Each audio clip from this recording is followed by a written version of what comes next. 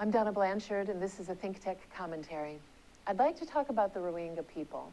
They've been in the news a lot lately because they're paying human traffickers to ship them into the sea, hoping to find a better life somewhere, anywhere, other than Myanmar or Bangladesh.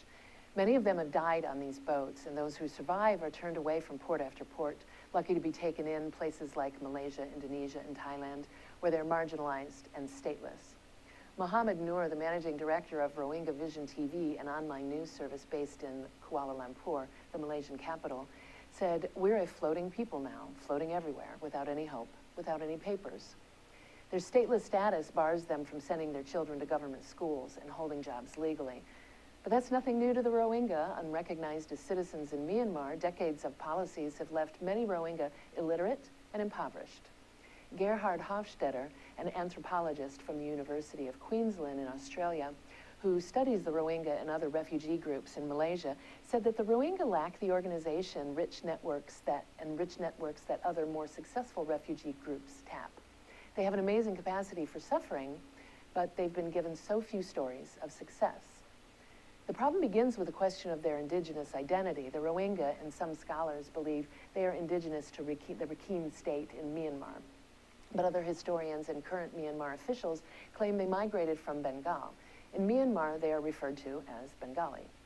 That's quite a question, but regardless of the answer, which we may never have, there are nearly 800,000 of these people without homes, jobs, or education, without hope. So these people are willing to get on boats and try to find a better life somewhere. But who wants them? And what can be done to help them? Thousands of people are also fleeing Syria by getting on boats heading north and hoping someone will take them in. The European Union is trying to figure out what to do with them. They're considering forcing those in the Union to each take a reasonable quota into their countries. Their other tactic is to bomb the boats that are carrying the people into the Mediterranean. Now, they want to bomb them while they're empty, of course. But the fact is they're considering stopping the migration rather than solving the root of the problem. This is also the problem in the Gaza Strip. The Palestinians, a large group of people shoved into a corner, and now their economy is on the verge of collapse as well. I don't have an answer to the problem of this migration. I do know that in Detroit, where large influxes of poorly educated people recruited by companies who needed massive quantities of unskilled labor eventually created the implosion of a city. So the answer isn't to shuffle these people into a corner of any country. The answer also isn't to turn the page and read another headline.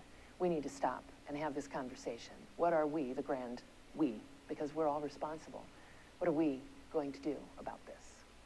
I'm Donna Blanchard, and this has been a ThinkTech commentary.